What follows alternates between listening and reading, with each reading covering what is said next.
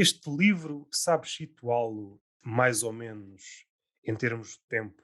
Ele foi publicado, segundo o que está aqui, em julho de 2021. Provavelmente nasceu antes.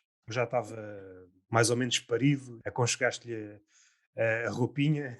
Se eu consigo dizer isto como deve ser. Eu vou escrevendo e vou publicando no blog. E, e às tantas tenho uma data de poemas publicados no blog. De algum tempo atrás, não sei, de há 1 ou 2 anos, não tem mais que isso. Porque o outro livro, Vanitas, saiu em 2020, salvo erro. Portanto, esses poemas serão do conjunto de poemas que eu escrevi depois de 2020. O Danos Maiores foi também aqui em 2019. Sim, sim. Hum. Danos Maiores ainda foi anterior. Portanto, este não são assim poemas muito antigos, mas têm 1 ano, talvez. Poemas selecionados daquilo que eu escrevi. Escrevi mais, não é? Publiquei mais no blog. Depois, para dar uma certa coerência, escolhi esse conjunto de poemas. A tua forma de seleção é como? Pegas num bolo grande e depois vais tirando aquilo que te parece mais Sim, fraco? Ou, ok, então não tenho mais nada para perguntar. eu faço várias. Uso várias vezes a peneira, estás a ver? Tenho um grupo maior, depois fico com um grupo mais pequenino, depois tento agrupá-los pela coerência que o conjunto parece ter. Mas fazes essa separação já com um fim em mente, ou esse fim vai aparecendo? Já tens uma ideia para o livro quando começas a seleção, ou essa ideia vai aparecendo? Não, não, essa ideia vai aparecendo. Essa ideia que estavas há pouco a dizer da coerência. Aparece mais no Sim, final quando tens um grupo já muito reduzido sim, e sim. Eu começo a ler e começa-me a parecer que os poemas têm todos a ver uns com os outros. E agora que li, fizeste-me ler, pegaste uma grande partida, fizeste-me ler o livro outra vez. E não sei se te recordas, ele está dividido em 3 partes e eu ponho-me a recordo-me, pensar, recordo-me, recordo-me. O porquê mas das três partes? porquê que eu dividi isto em 3 partes? Isto me parece tudo igual. Isto parece-me tudo a mesma coisa, tudo sobre o mesmo assunto. E surpreendentemente parece-me ainda mais coerente do que o que eu achava. Se é que isto faz sentido. Nem sei muito bem como é que eu dividi isto em 3 partes, mas E, pronto. como tu disseste, era um poema já data bastante recentes, continuam a sê-lo. Faltava aquela distância para perceber. Já os consegues olhar com outra distância, até porque surgiram outros entretanto, e já consegues, não digo de forma absoluta, mas consegues pô-los no devido lugar. Até pode parecer que eu estava a fazer um autoelogio, mas não, isto também é uma crítica. Parece que eu estou sempre a escrever sobre o mesmo assunto. Não sei muito bem se isto é bom, se isto é mau, mas foi a sensação que eu tive agora. Não sei o que é que tu achas. Se achaste realmente que fazia sentido eu ter dividido em três, ou se eu não devia ter dividido em coisa nenhuma. Eu posso achar muita coisa, posso achar até Pois, o. pois.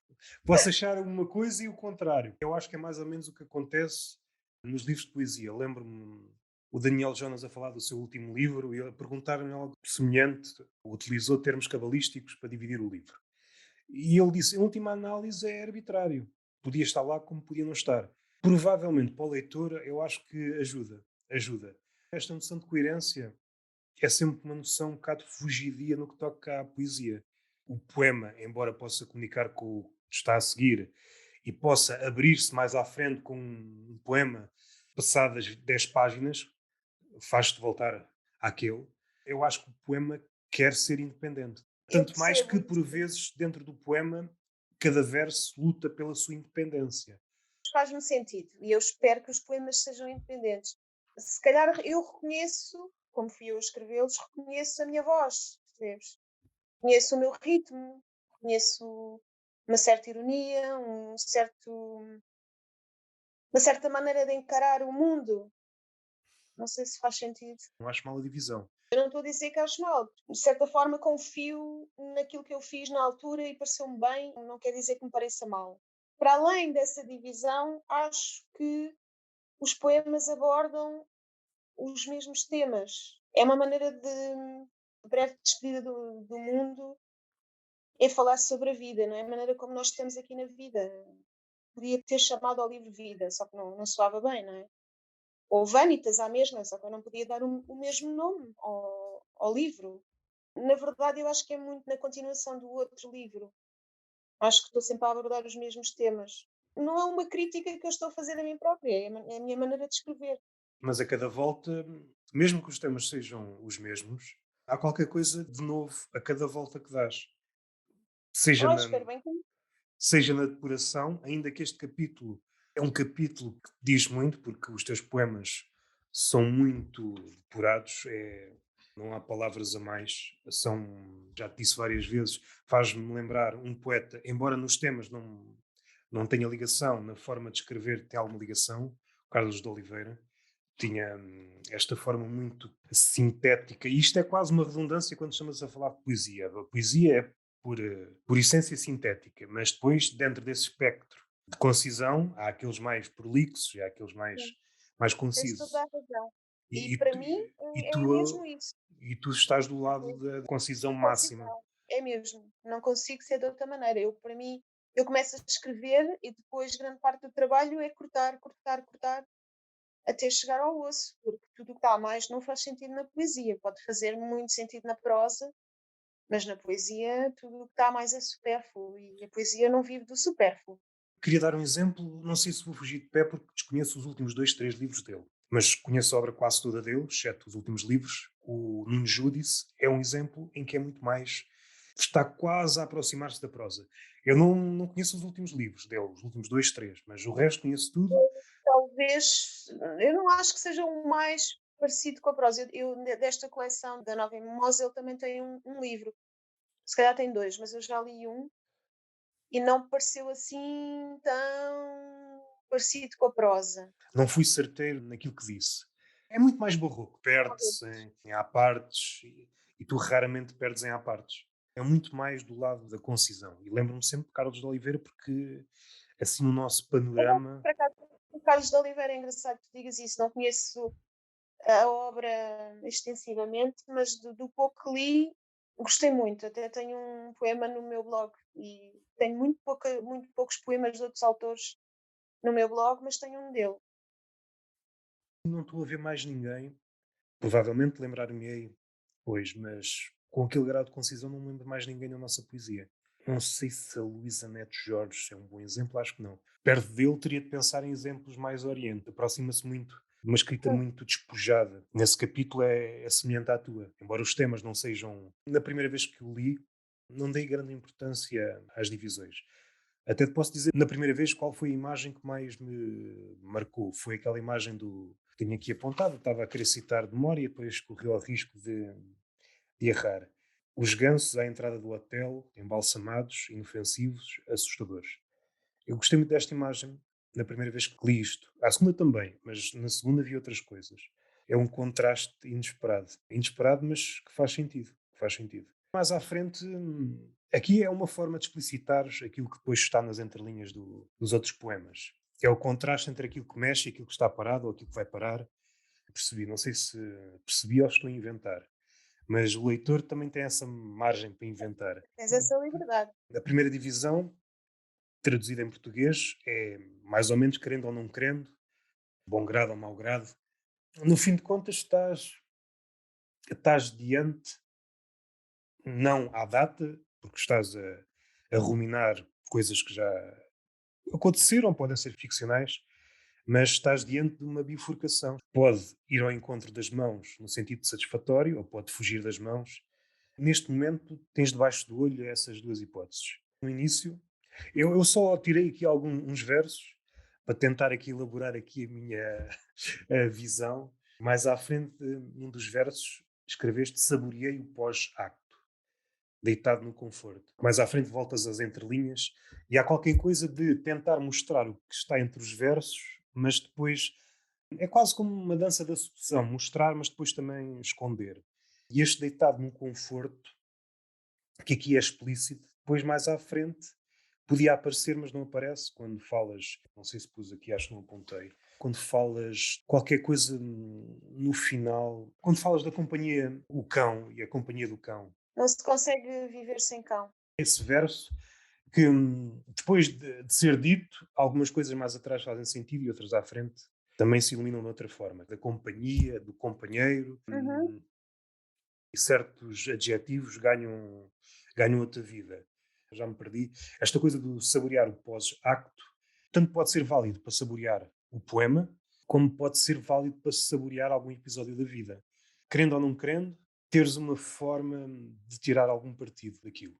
Acho que é isso mesmo. Se as coisas forem apenas no imediato e não ficar nada na memória, tudo se perde muito mais facilmente.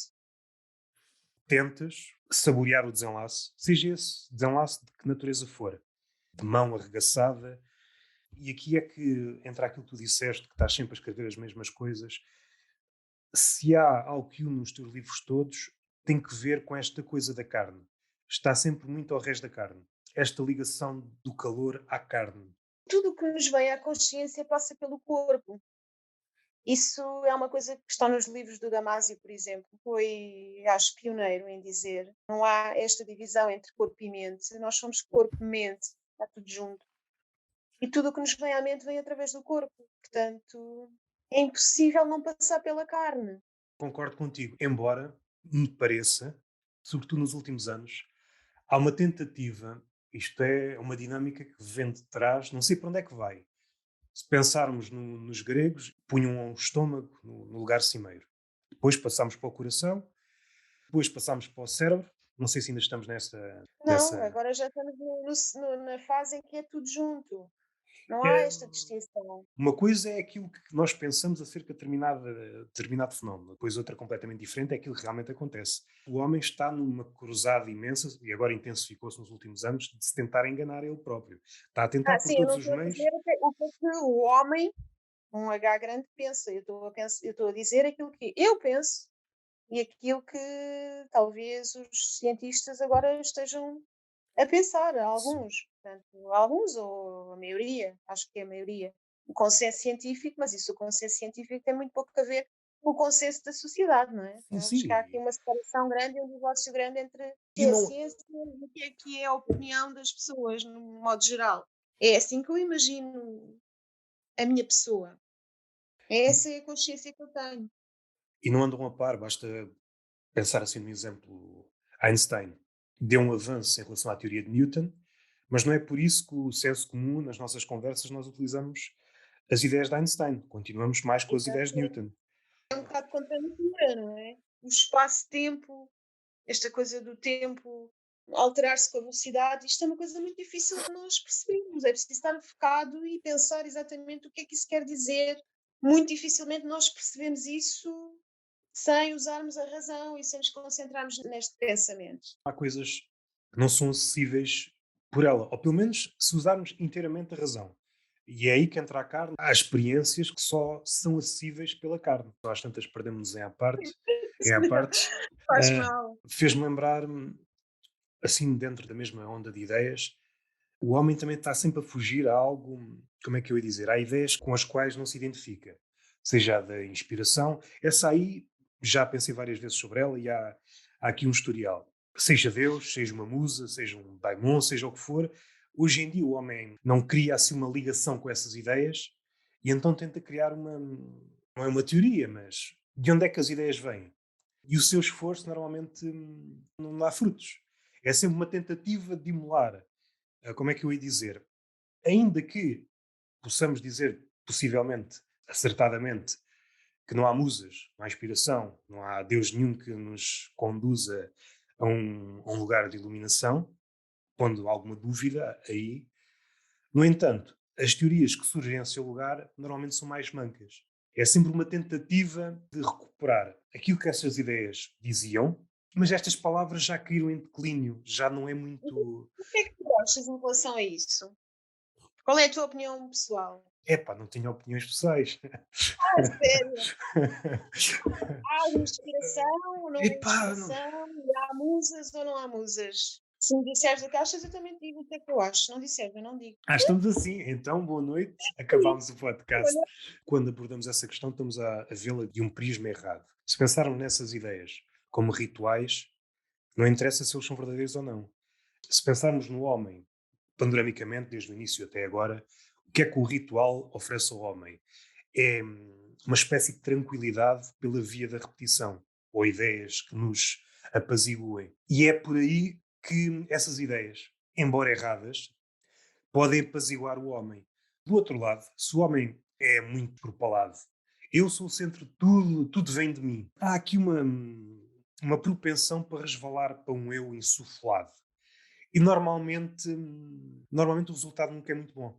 Esse homem pode ter razão, ok, tudo vem de ti, mas depois o resultado fica aquém daquilo que estava errado, daquilo que disse. Não sou eu que escrevo, a minha mãe é que escreve sozinha, uma expressão de Lobo Antunes.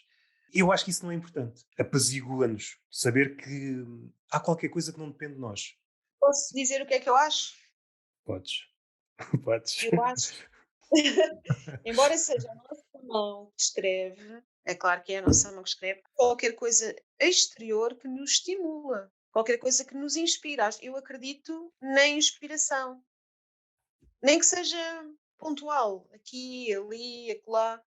Depois nós trabalhamos essa inspiração, mas ela existe. Não é de nenhum Deus, acho que não é de nenhum Deus, mas é de qualquer coisa concreto. Até pode ser um cão, pode ser um gato, pode ser uma pessoa, pode ser a natureza, pode ser muita coisa, mas é qualquer coisa de exterior que interage connosco, que mexe connosco, que nos dá qualquer coisa, dá-nos e nós recebemos essa coisa de fora e depois transformámo-la. Somos nós que vamos transformar esse estímulo em qualquer coisa que depois nós vamos dar cá para fora outra vez. Uma interação. Se quiseres, um trabalho de equipa, os outros e nós. Sim, Não somos só nós, mas dependemos de qualquer coisa externa. sou partidário dessa ideia. Quando o autor, seja de que natureza for, se inclina muito para o eu, passa-me sempre a ideia de que está blindado. É como se tudo nascesse por geração espontânea, ele vivesse num universo à parte e não houvesse nada daquilo que estás a dizer, nenhuma interação que pudesse originar aquela faísca. Só para meter um bocado contigo, porque tu és de filosofia. Aquela ideia do Platão, que odiava os poetas, porque achava que os poetas recebiam a poesia lá de Deus, ou tinham um cordão umbilical lá com o divino, e ele achava que isso não fazia sentido. Pá, acho que ele estava muito errado. Acho que não é nada disso. Não temos cordão umbilical com divino nenhum. Pronto, aquilo que nos inspira não é sobrenatural. A razão de Platão, eu acho que se prende mais, provavelmente é um dos primeiros testemunhos daquilo que mais tarde vai surgindo em vagas, vai mudando de nome. Há sempre uma reação adversa quando vemos alguém ou um grupo de pessoas imprevisível. Seja ele poeta, seja comediante.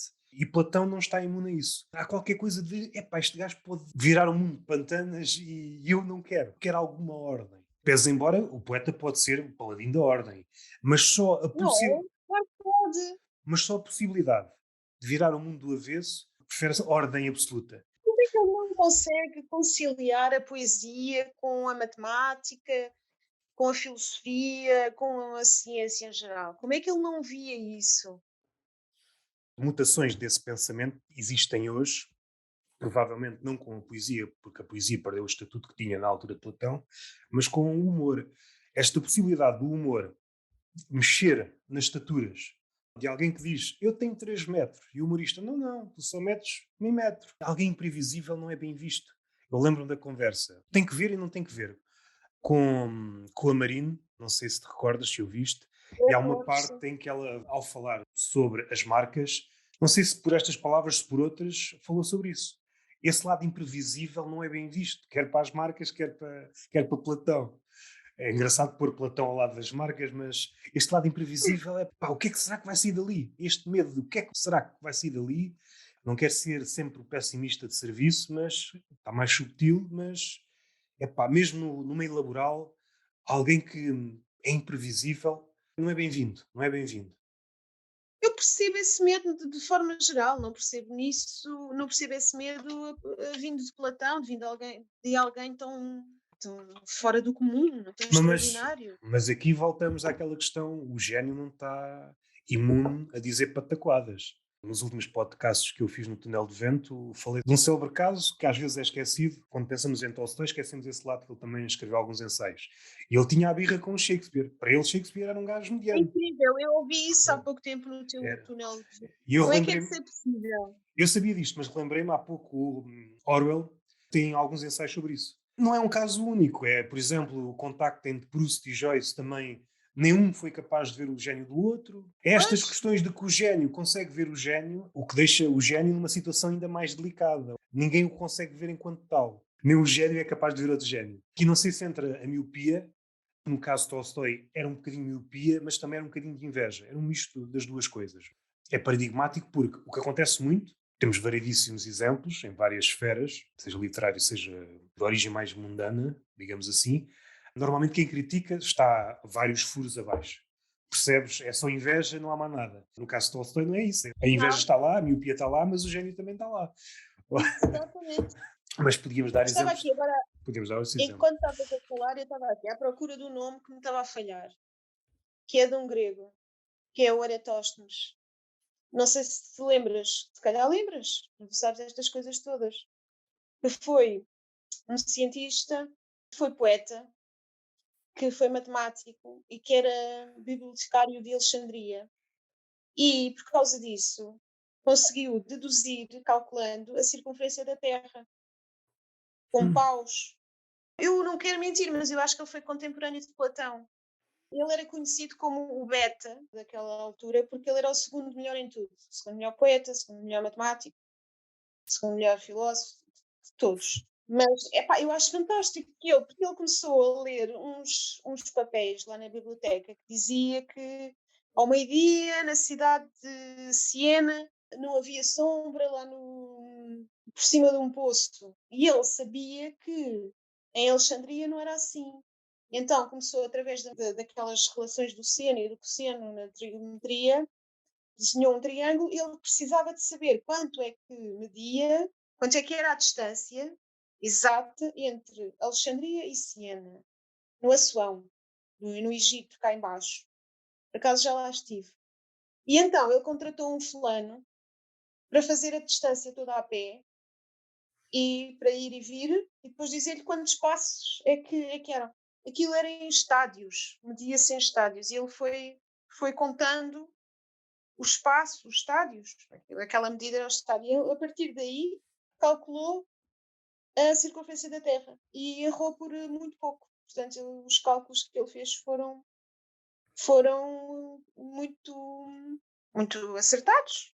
Portanto, ele era um poeta e ele era um matemático, era um cientista e foi contemporâneo de Platão e prova que Platão não tinha razão a falar mal dos poetas e a dizer que os poetas não tinham lugar na cidade. E pronto, I raise Sim. my case. O que nos pode causar mais estranheza é, numa primeira abordagem, é pensar: é pá, Platão está numa posição privilegiada no que toca ao pensamento, ele não devia cair nessas armadilhas. É Mas, isso mesmo. That's my point. e o que podemos tirar daí, não é uma conclusão muito satisfatória, é se ele cai, então toda a gente é passível de cair aí. Exatamente, toda a gente cai. Vemos isso não de gênio para gênio, mas uma figura qualquer que não reconhece o valor de outra porque aquela pessoa fala num registro diferente e andamos sempre nisto. As pessoas não gostam da mudança. Tudo o que muda um bocadinho daquilo que nós conhecemos já é qualquer coisa de negativo, não é? Eu não sei onde é que andava. Estava, Nem eu. até posso voltar atrás. Tinha aqui escrito qualquer Acabamos no coisa. início do livro. Estamos no Pensava início que do já livro. íamos aqui. Só falei do crendo ou não crendo, que é a primeira divisão. Quase que ainda não entrei no livro. Nolans, gosto muito de Nolans. Aquele verso que tu disseste, saboreei o pós-acto. Saboreei o desenlace de mão arregaçada nas redondezas da folha em branco. Cena arrefecida, diminuída. E aí entra a legenda. E a começar coisas que unem os teus livros. Este pode ser uma forma de ver a tua poesia. Qualquer coisa de vulcânico que aconteceu, que pode ter que ver com a carne ou não, que pode ter acontecido num dos caminhos, do querendo ou não querendo, mas a legenda, o poema, só entra no pós-acto, quando a cena arrefece. É impossível escrever quando a temperatura está no máximo. E é aí que entra a legenda, neste caso o poema. Outra coisa que me parece que perpassa toda a tua poesia, mesmo quando não está presente, o poema nunca anda muito longe do corpo de uma mulher. Se pudéssemos olhar à volta, vê-lo-íamos ali perto. Era o que eu estava a dizer no início, não é?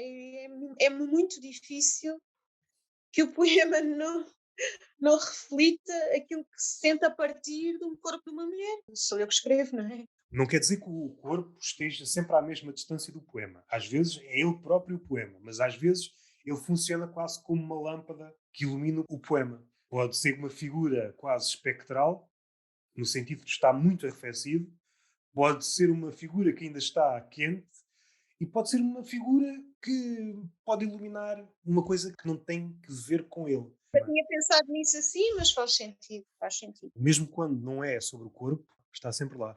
Ele esconde-se as entrelinhas, depois mais à frente escreves declive entre os dois seios. Não sei se faz parte do mesmo poema. Isso Havia faz coisa parte da na dúvida gótica, acho eu. na cruz do Sim, crucifixo sediarás o sim. olhar convulso. É outra forma de dizer a divisão, não é? Querendo ou não querendo, outra forma de dizer a divisão é a cruz. E aqui o declive entre os dois seios, que é outra forma de dizer desastre. Mais à frente vais dar outro exemplo de desastre. O que eu vou Acho que há outro poema que fala do desastre, sim. Outra forma de ver os teus poemas é estar sempre à procura de ressuscitar essa cena que outrora foi quente. Mas és uma espécie, não te denegrindo, és uma espécie de alquimista falhada. No sentido de nunca consegues, Obrigada. porque é impossível, seja para ti, seja para quem for, tu tentas resgatar aquela cena no seu auge. E não digo que resgates as cinzas, mas o que resgatas é uma imagem pálida daquele calor. Isso é falhar sempre, falhar melhor, como dizia o Desculpa, Beckett. desculpa se te passei essa imagem alquimista falhada. Não é, Está muito bem, está muito bem dito. não é no sentido de particularizar, porque isso é válido para toda a Eu gente. percebo, Mas esta eu percebo. tentativa, e é aí que às vezes entra para o teu lado da ironia, esta tentativa de tu tentares resgatar alguma coisa e dás-te conta do resultado que é sempre falhado e vais outra vez. No fundo és uma espécie de Sísifo no teu laboratóriozinho, Eu até. também acho que sim. Eu gosto muito do Sísifo, eu gosto muito desse movimento perpétuo de tentativa. Há um certo conforto naquele momento em que vamos lá tentar outra vez. Vamos lá tentar outra vez, É muito difícil não nos identificarmos com esse mito. sem dúvida. Eu não sei como era na antiguidade, não sei como é que as pessoas se relacionavam com este mito. Faz todo o sentido, nem que seja a partir de uma certa idade onde percebes que parece que estás num ciclo e não consegues sair dele. Menos esperançosos, podíamos dizer que isto é uma réplica do inferno, ou o inferno uma réplica Ai, mas disto. eu não acho nada. Eu concordo com aquilo que diz o Camus no seu livro, O Mito de Sísifo, em que ele diz É que preciso. exato, é preciso imaginá-lo a descer a montanha, ir à procura, ir lá ter com a pedra outra vez, com esperança, contente. Eu concordo com isso. Eu agora estou a ler um livro, por acaso estou a gostar muito, Eloquência da Sardinha. Da Que sardinha? Mas é, qual é sardinha? a sardinha em si, o bicho, a sardinha. É um livro de ensaios, é um livro de ensaios. Alguém, Ok. eu por acaso não sei se ele é biólogo, mas é interessadíssimo sobre biologia marinha. Sim, muito interessante. Ser mesmo da sardinha. Pensei que fosse uma metáfora, mas não. Este lado engraçado da linguagem, mesmo quando tu és literal, quando crias um certo apego por aquilo que estás a descrever, há qualquer coisa que borbulha. E a sardinha, que parece um peixe mais ou menos vulgar, tem realmente ali muitas características que fazem dele um peixe magnífico. Além daquilo que eu já sabia, os cardumes. A própria pele da sardinha é uma coisa magnífica. Tem um composto que reflete mais que o vidro.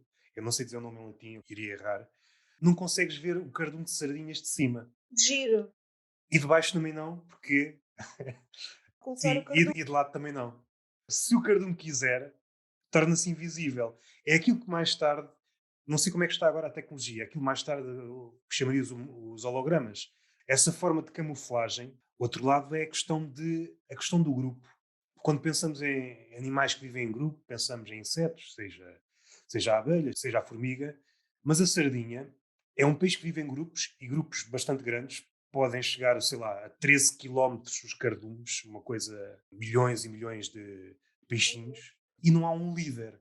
Todos são iguais naquele grupo. Isso é fantástico. Há ali qualquer coisa de poético porque elas entendem-se. Não há. Os gestos têm de ser perfeitos, aquilo é uma dança. A própria forma delas comerem, aquilo tem um padrão. Elas têm de se sentir seguras, depois, ou é por fileiras. Só é possível um texto deste por alguém apaixonado pelas sardinhas. Há um primo da sardinha, que é o arenque, das últimas coisas que li. Sabia o que era um arenque, mas estão também em grandes cardumes, bancos, mas ao contrário da sardinha, são desorganizados. Ah, são desorganizados. Desorganizados. E uma característica engraçada, como é que os arangues comunicam entre eles? Por peidos. Mais engraçado ainda. Essa E foi a não razão. foram extintos, hã? Só comunicam por peidos ao anoitecer. Ok. É para ninguém ver. Depois forma à superfície um padrão de bolhas, que é Quem é o mais. autor desse livro? É, É um francês. pá, não faço ideia. Eu depois posso dar. Estou nas primeiras 50 páginas, estou a gostar muito. O que é engraçado no arenque é que ele podia ter sido a origem de uma guerra entre a Suécia e a Rússia. Os sonares da Suécia detectavam barulhos e ninguém percebia de onde é que aquilo vinha.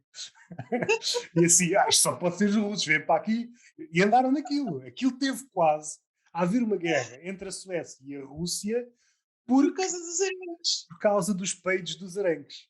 Por Oh causa my dos peidos. god. Só muito mais tarde já o Império Russo tinha caído, os suecos já chateados, vocês não enganaram, vocês têm submarinos aqui. E às tantas mandaram uma equipa de biólogos e descobriram, afinal eram os arangues que Afinal, davam os russos não tinham lá assim, submarinos nenhuns. sim, à noite faziam um concerto de peidos. Pensar que podia ter havido uma guerra por causa dos peixes e da forma como eles comunicam, desta forma, epá, isso, o livro é bom. Gostava de ler. Por falar em animais, li um livro há pouco tempo, não sei se cheguei a falar, que é de um paleontólogo espanhol chamado Juan Luis Arzuega. Não sei se estou a dizer bem o nome, que é sobre a teoria da evolução, das Sim, últimas.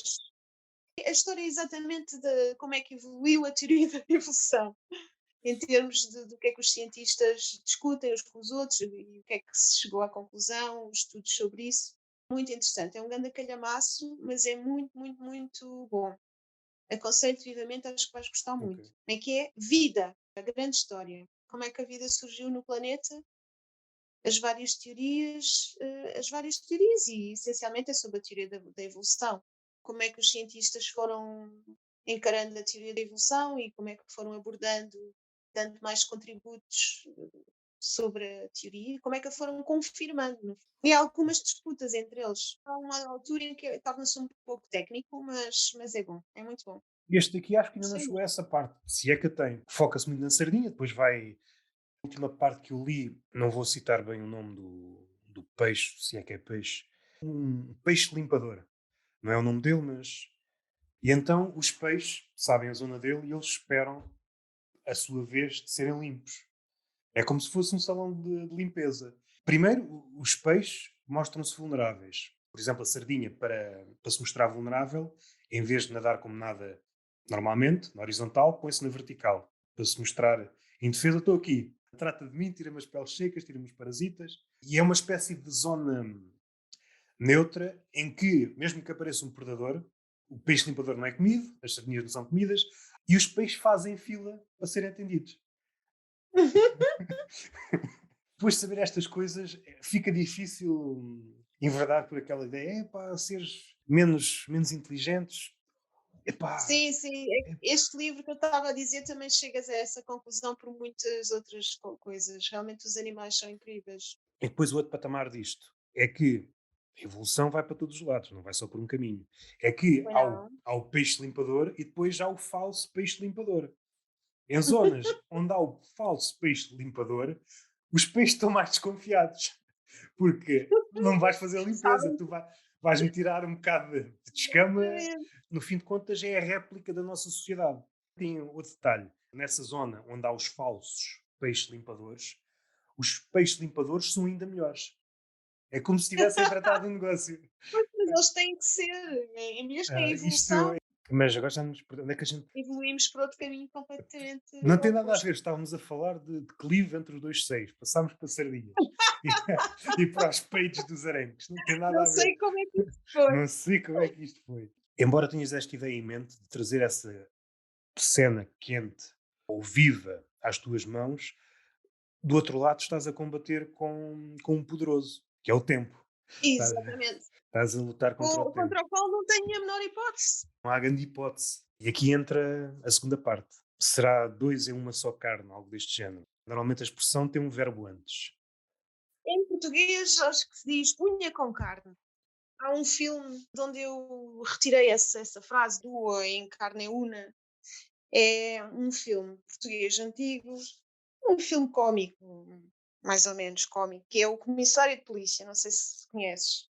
Pelo nome não estou a ver. Pá, o Comissário de Polícia, por acaso eu não me lembro bem como é que, não me lembro bem, nem me lembro mal, não me lembro do nome do ator, que é um ator que era conhecido na altura, mas que não é assim tão conhecido como aqueles mais conhecidos, o António Silva e o Vasco Santana, mas era por aí, mas era contemporâneo. E o comissário de polícia tem um diálogo com o escrivão do comissariado, que era o Eugénio Salvador. Isso eu lembro-me do nome, é um baixinho. Lembras-te do nome Eugénio Salvador? Isso não é Pois, estranho. um filme que tem diálogos muito engraçados, porque aquilo é uma crítica, pá, à autoridade cega, que é arbitrária. Aquilo é um comissário de polícia que é arbitrário, que trata tão bem os ladrões como as vítimas. Aliás, o Vasco Santana também entra e faz de vítima, o queixoso. Portanto, ele está a tratar mal o queixoso porque não sabe que é o queixoso. E depois o escrivão é que lhe diz: Mas, oh, senhor comissário, este não é o ladrão, este é o queixoso. E ele: Ah, não é? Ah, isto é quase a mesma coisa, diz ele. E tem diálogos engraçadíssimos. E ele, às tantas, diz que ele e o escrivão, o comissário e o seu escrivão, são due em carne una. Isto é, unha com carne. Ele dá faz a tradução. E eu nunca mais me esqueci desta deixa. E vem daí. Essa frase vem daí. A tradução que eu vi foi dois em uma só carne. É, mais Que, ou menos isso. se quisesses definir os teus poemas, eu acho que o par pode ser o corpo da mulher e pode ser o tempo. Pode ser. Pode mesmo ser. Due em carne una. Eu fiquei aqui a matutar aquilo que escreveste. Não tinha o verbo, normalmente tem um verbo atrás, erunt, não sei se é assim que se pronuncia. Já estava aqui a consminar se isto tinha alguma implicação, a carne afastada do verbo. Mais à frente tens um verso que eu também gosto muito, o coraçar, o coração. Tens rumo ao desastre, despenho na tua boca. Há uma espécie de ligação. Diz. Esses são poemas diferentes, estás a ver? Mas podia ser o mesmo poema. Encontra uma ligação. É claro que depois, como o leitor faz o livro à sua medida, é como se isto fosse uma luz que iluminasse duas partes de poemas distintos. Aqui, rumo ao desastre, despenho na tua boca, é quase do mesmo mundo daquele do declive entre os dois seios. O despenho na tua boca e o declive entre os dois seios podem ser duas descrições de desastres. No fim de contas, é uma parelha de desastres. O que resulta desta parelha de desastres é aquilo que descreveste, é coraçar o coração. Como é que eu ia dizer? O resultado do desaparecimento do calor. O facto da carne já não estar no seu apogeu, não sei se isto está ligado. Se começa no facto de protegeres o coração, blindares o coração, e depois isso implica que a carne arrefeça, ou é a carne que arrefece, e então, como consequência, o coração fica coraçado. Eu acho que é mais a reação, sim, a reação do corpo. Do corpo-alma. As duas coisas juntas. Não sei se isto é uma leitura assim um bocado enviesada, mas ao coraçar o coração, aquelas descrições que tu fazes antes e a posteriori, do despenho na tua boca e declive entre os dois seios, há de chegar a uma altura que são quase informações inócuas ou episódios inócuos. Está de tal forma coraçado que o desastre já não tem efeito. O coração está protegido no limite. Eu estou a pensar mesmo no limite.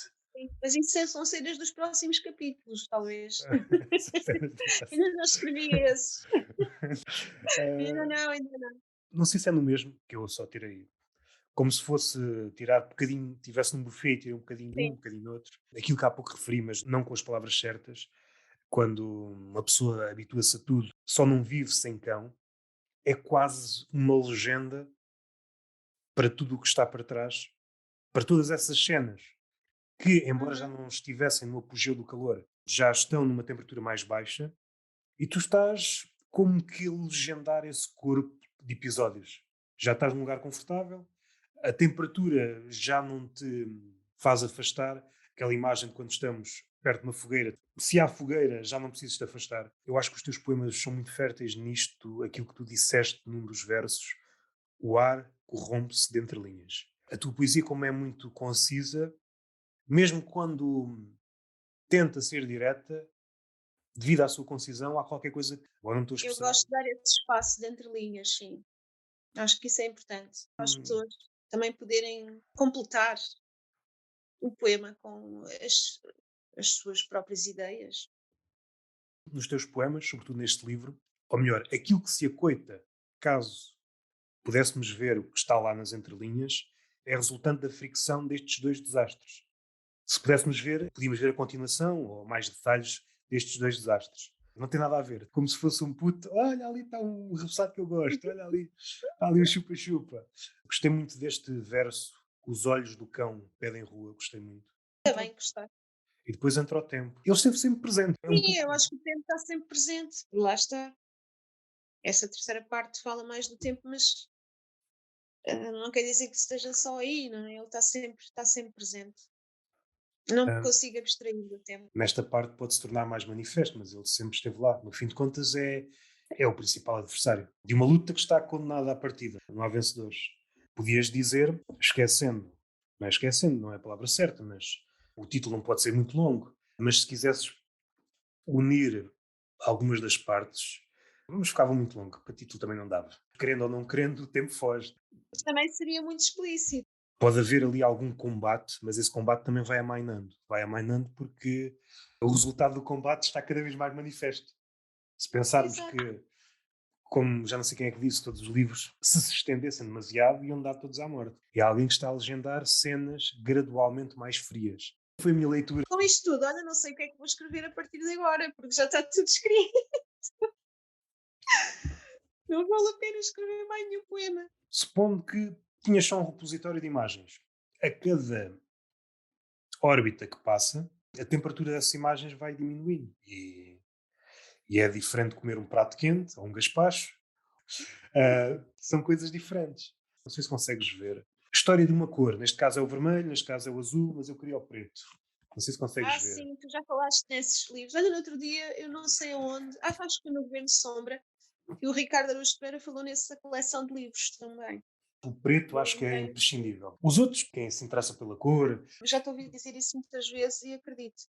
é um documento ótimo. Vê-se o trabalho do historiador, caso haja essa inclinação, mesmo aquelas coisas que nós achamos dogmas, ou que isto é assim e sempre foi assim. Não, até isso que tu achas que sempre foi assim já sofreu alterações. Não, Aquela coisa de associarmos o preto a um significado à morte. Não, o preto, tal como as outras cores, já significaram tudo. Tudo é ainda mais arbitrário do que parece.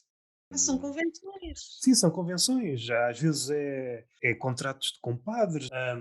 O azul, até nisso é. O azul, já falei nisto, não quero estar a repetir. Era uma cor que não tinha grande peso, ninguém dava muita importância ao azul. E hoje provavelmente é a cor que reúne mais consenso. Toda a gente gosta do azul. Sim. Até mesmo as peças de xadrez que nós podemos pensar, é o branco e o preto. Não, houve uma altura em que era o preto e o vermelho, por exemplo. Ah, isso é Ah, engraçado, eu não sabia. É claro que hoje é mais complicado porque pode ser influenciado por marcas, mas se pensarmos que o preto tem mais que ver com a morte, já significou o contrário.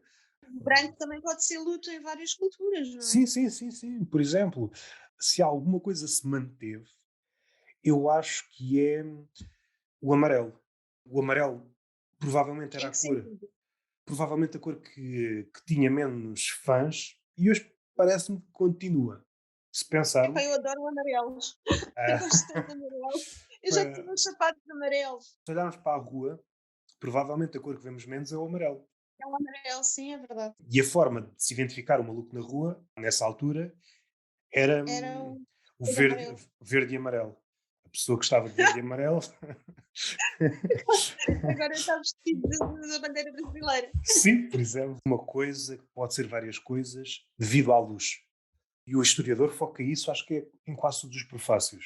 Quando se analisa determinadas coisas, as luzes de antigamente nada têm que ver com as de hoje. Parece um detalhe insignificante, mas muda tudo, porque se apagares a luz não vês nada. Se mudares a luz, aquela coisa que está à tua frente transforma-se noutra. A Uhum. posição da luz, podes mexer a luz, trocar a lâmpada e a cena transforma-se noutra coisa. Pois Basta, é. não é preciso mais nada. Mas só este movimento de ver a coisa a arrefecer, que tem algum lado triste, não sei, mas também tem um lado terreno. Se pensarmos no que vem da terra, por exemplo, lava, é o caminho das coisas, é o arrefecimento. E não Aham. tenho mais nada para dizer. Pois, já disseste muito. Não Gostei tenho muito nada. dessa parte. Queria encorajar-te a escrever, Não sei, não sei. porque vais Depois continuar a desta escrever. conversa, Mas, estou a brincar. ok, deita aquele apodo alquimista, Faz-me imenso trabalho, agradeço. alquimista fracassada. Não é? Alquimista Vou começar a fracassada. passear mais. Eu já tenho em mãos o próximo livro. E o próximo livro é outra coisa. Não dizendo nada do livro, ainda não Estás a apareceu. falar do meu livro? Sim, sim, no teu livro. No teu livro. Ah, ok. No teu livro. A sua gente sendo outra, tu continuas ali. Tu continuas ali. A tua forma de selecionar não faz com que aquele livro seja muito distante destes. Isso é engraçado, porque eu às vezes penso que. Não sei se isso seria evidente, fico na dúvida. Sou reconhecível nesse próximo Eu, livro ou não. eu acho que és pela seleção. Caso leiam o que está para trás atentamente, percebem que fazem parte da mesma família. Não querendo adentrar muito no livro, eu acho que há um crescendo de ironia. Vai-se notando livro para livro. Não sei se tem que ver com este arrefecimento e com este distanciamento. Se calhar é uma leitura também errada. Mas note que há um lado. Não que tu fosses muito propensa a enaltecimentos, tu és mais próxima, como és uma poeta da carne, tu nunca te podes atirar no sentido de, como é que eu ia dizer, insuflar a carne de tal forma para ser mais do que é. Não, a carne é fraca, todos Pois, nós sabemos. às tantas torna-se noutra coisa. Tens sempre isso presente. Quanto a esse livro, havemos de falar um dia. Sabemos, porque não? Queres dizer mais alguma coisa? Não, só quero dizer que estará para breve, se Deus quiser.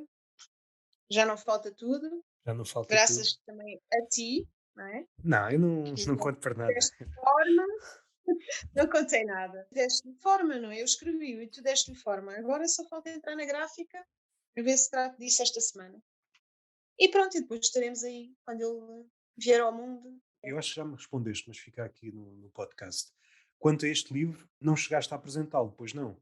Não, ele era para ter sido apresentado na Feira do Livro, mas isso foi adiado e será lançado no Feio, em Hum. dezembro, salvo erro, Então na festa. provavelmente aproveitas para apresentar os dois. Os dois, exato, será os dois, será os dois em um. Vai ser uma Se bem, loucura. as janelas de tempo devem ser curtas, não sei se às tantas não dá para falar de um nem do outro. Pá, não sei, também não é preciso muito tempo a falar dos livros, Sim, não é o que tu sim, sim. dizes. Apresentar livros de poesia é Não um sei quem é que, contrassenso, não sei quem é que não disse é? isso. Não sei quem é que Portanto, disse isso. aposto tu. Porque está tudo nos livros, portanto é só dizer: olhem, está aqui, leiam, façam favor, entretenham-se, divirtam-se. Façam o vosso livro deste livro. Basicamente é isso. Olha, gostei muito de conversar contigo, não estava nada à espera. Estou a brincar. Não, nada, foi uma grande surpresa. Fiquei muito surpreendida, foi muito Pá, uma gostei. agradável surpresa. Isto aqui já parece aqueles elogios esfarrapados, mas gostei muito de voltar a pegar no livro. Eu acho que estás a melhorar de livro para livro. Não acho que não há receio nenhum em voltares, nem que seja as mesmas imagens. Até porque o tempo não deixa, não consente que as imagens permaneçam iguais. O tempo faz isso, o tempo muda-nos também. Mesmo que tivesse essa pretensão de regressar a essas imagens, vamos supor, intocadas, quando regressas lá, elas já têm menos um braço. Menos um Claro que braço. sim. Se pensarmos em estátuas, na Vênus de Milo, menos um braço, chega lá. Sim. Agora não tem nada a ver, pensem em estátuas. Não sei se viste uma notícia daqueles ricaços no Dubai. Eles têm lá uma réplica de David, aquela estátua de Michelangelo. Mas como são púdicos, então arranjaram para lá qualquer coisa para tapar a pilinha à estátua. Oh, meu Deus! Ou seja, Tiram a estátua, eles fizeram uns bocos. teria sido se calhar mais oportuno. Mas este lado de querer não tem original. Só o que faltava. Não é assim, qualquer dia, não sei, o dinheiro há de conseguir comprar essas coisas também. Mas querem algum desse prestígio que orbita à volta, nem que seja de uma réplica de uma estátua dessas. Mas depois, Aham. é pá, vamos tapar aqui o Pirilau. E o Pirilau é pequeno, era aquelas estátuas onde o Pirilau estava pequenino, era pequenino, não Era é? pequenino, mas estou lá. Como Estava... dizia o outro, sou pequenino, mas estou cá. Tem muita piada. Se há alguma coisa a respeito. Pois, mas eles também não devem querer mulheres. Não devem querer estátuas de mulheres. Não, isso não pode ser, então. Porque isso aqui entrava em curto-circuito. Estou a pensar que se Sim, que quisessem, esta parte toda. não, que quisessem a estátua de uma mulher nua e depois tapavam-na toda, qual é o sentido? Depois, para poder ir lá espreitar quando não tivesse ninguém a ver. Mas pensar, eu quero a estátua de uma mulher nua porque tem este peso na história e eu tenho dinheiro, posso tudo, e depois vou tapá-la toda. As mulheres é para serem tapadas e esta, apesar de ser uma estátua, não escapa ao meu poder. É bem provável que possa acontecer nesses ricaços do Dubai. As pessoas são contraditórias a esse ponto. Então, se não quiseres dizer mais nada, damos por terminada a conversa. Vamos, sim, senhor. Até à próxima.